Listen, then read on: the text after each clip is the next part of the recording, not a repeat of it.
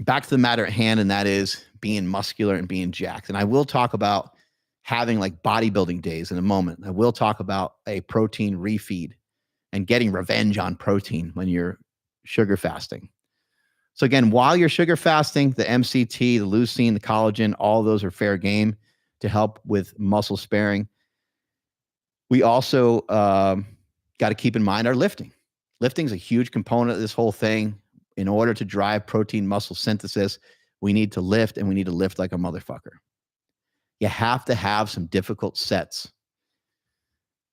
You don't necessarily need like total failure, but you should be brushing up against it, just like you brush your gums. Brush up against it, nice and easy. Brush up against, some bouts of failure. If you're trying to get your lats to be bigger, well, you'll need probably about 3, maybe 4 or 5 good sets where you brush up against failure with probably, it could be 1 exercise, but probably 2 exercises. 2 exercises, 2 sets that get to be hard, okay? And then there's sets surrounding that, right? There's sets before and sets after.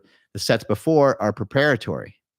The sets before are prepping you to get yourself to that heightened point of that kind of exertion that you're going to have to get yourself towards failure. You also can train kind of heavy too. You also can do like a 5x5 type thing, and that would be fine. And those are not, you're not getting close to failure on those. You're only maybe riding a fine line between perfect reps and a little bit of a technical error, technical failure. So, well, not failure, technical limit. So that would mean you're doing 5x5 with 225 for squats, resting 3 minutes in between your sets, 4 minutes in between your sets. Maybe you're doing some pull-ups in between because you're bored. That's fine. You get to set number 4, and there's like a small deviation of rep number 4 and 5. And then you're like, oh shit, okay, now I'm getting fatigued. You rest 4 or 5 minutes before the next set. You skip your pull-ups, and you manage to do 1 more set that was done pretty cleanly. That's going to be great. That's going to be great for hypertrophy. That's going to be great for strength.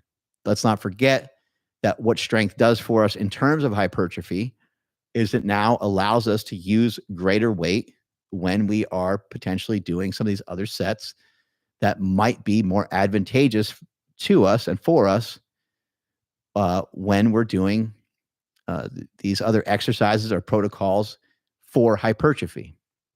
So just as an example, if you work on doing some pull-ups with a weighted vest or some weight around your waist, and you get yourself to being able to do 3 sets of 3 with 20 pounds, now you're probably going to be able to more efficiently and effectively do 3 sets of 3 when it's just straight body weight, right? You're going to be able to do a little bit more reps. You'll be able to have more time under tension. You kind of understand what I'm saying here. Same thing with, increasing your bench press strength. You increase your 1 rep max, and you get yourself to be able to do, 315 for a single, nice and cleanly. Well, now you're going to be able to handle that 225 that much easier. And as you go from 315 to being able to bench 365, the weights that you're going to be utilizing for hypertrophy are going to continue to increase. There are rules to hypertrophy. You have many different rules of hypertrophy. I'm not going to go through all of them right now, but here are some of them. You have intensity, which refers to the load, which refers to the weight on the bar. You have frequency, which refers to how often, how many times a week you're doing that movement. In some cases, sometimes people might train something twice in one day as a way to add volume. In some cases, somebody might train something every day. In some cases, somebody might train something like 3 times a week, which is a little bit more common in squats and bench pressing. And there's some movements where it's going to be very difficult to deadlift or something like that more than like once a week, which I think you can do, but starts to be brutal.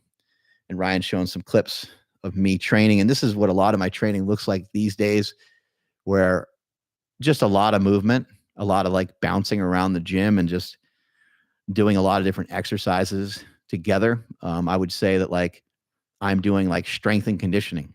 Like that's my workouts these days. It's like strength and conditioning and probably a little bit more focus on the conditioning rather than just the strength piece of it. But remember, these inputs are really critical and they're important. You have intensity, you have frequency, we have time under tension, how long a set takes. Typically, if you're going to handle something heavier, you're going to do a set of 6 or a set of 8 rather than a set of 12 or 15.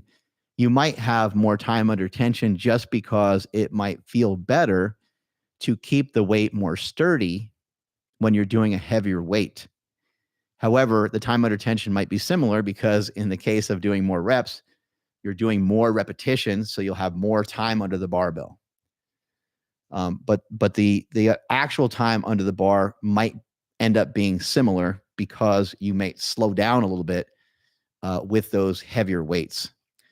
One way to add intensity too is to utilize an isometric. One way to induce some hypertrophy and to get a little bit more time under tension is to do a slower descent. So there's a lot of ways that we can go about doing some of this. You also can lift explosively, which just changes a lot of the framework of what that exercise means to your body. You could be doing med ball tosses and all these other things, right? There's so many things that we can do. They're going to hit different energy systems and they're going to help us to gain muscle in some different ways. Maybe in the case of a medicine ball, probably not a great example for something that's going to really induce or encourage a lot of muscle mass differences, but it can help with explosive strength. And maybe it helps with relative strength relative to your body weight. Relative body weight and relative strength and your strength to weight ratio is probably the most important thing when it comes to strength training and longevity, is your ability to maneuver your body around. With body weight squats, lunges, like if you can't do a lunge, then you're compromised.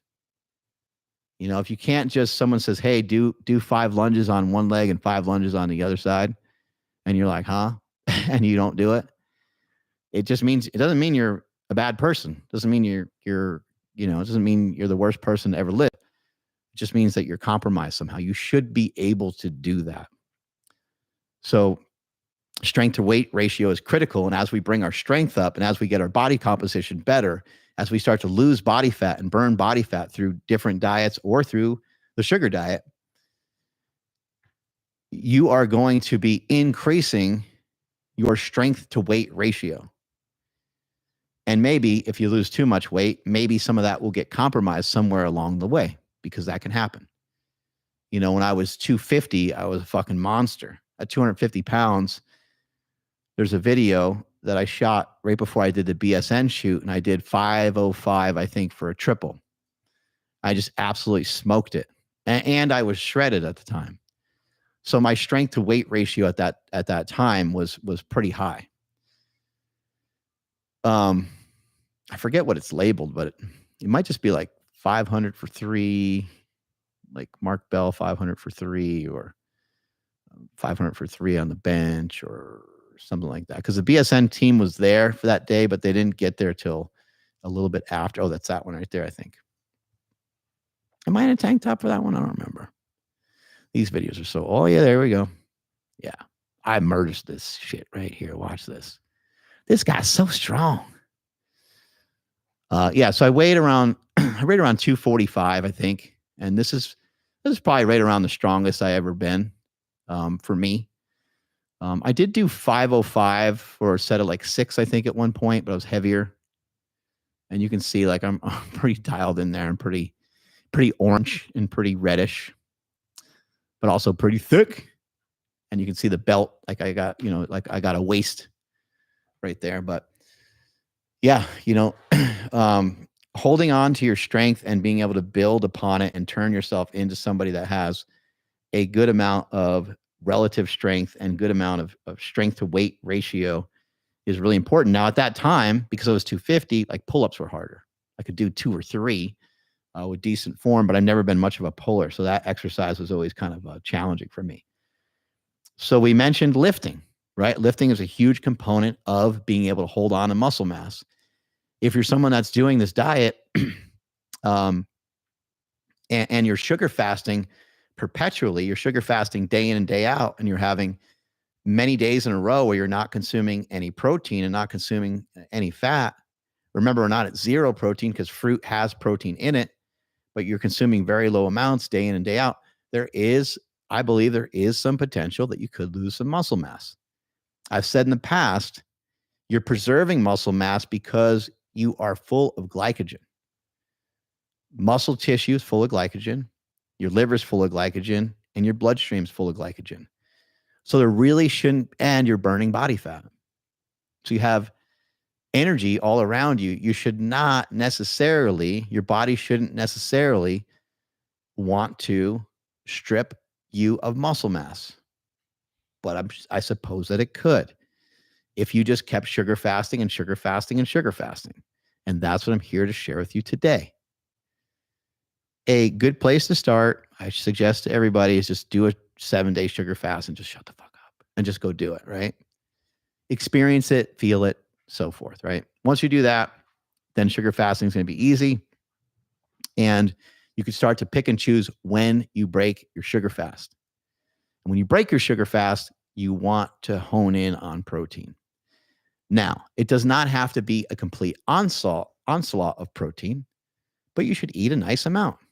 And in accordance to your digestion, you should select when you discontinue the sugar fast. The Smelly protocol that I wrote out has you breaking the sugar fast on a Wednesday, on day 3, hump day. And then it also has you breaking it on Saturday and Sunday. And that is set up for the weekend warriors, for the people that love to get after it on the weekend, for the people that have, a 7 to 5 job, or they got to be at work at like 5 a.m. You have to be at work at 5 a.m. All you have to do is figure out how to muster up the strength to go to the gym on Wednesday, maybe after work. And then you can hammer more training in on Saturday, Sunday. And Saturday, Sunday is when you have your lean meats and your starches. And that would be post-workout. All right? So that would be post-workout. Another aspect, I think I covered as much stuff as I should on hypertrophy. There is a thing in hypertrophy where we say 2 to 3 or 3 to 4. We just say like 2 to 3. 2 to 3 exercises done 2 to 3 times a week for 2 to 3 sets. So 2 to 3 exercises, 2 to 3 sets, 2 to 3 times a week. And for somebody, that might need to increase by a set. It might need to be 3 to 4, but that's like a decent guideline, 2 to 4. Interesting, right? Like, that's interesting that it's like, that sounds like, that doesn't sound hard to do, but it is a lot of work though, because, 2 to 3 exercises, like, that takes some time. If we're doing like sets of 8 or sets of 10, that takes a while. Takes a while to warm up. 2 to 3 exercises, 2 to 3 body parts. And it's just like, kind of seems like never ending, right?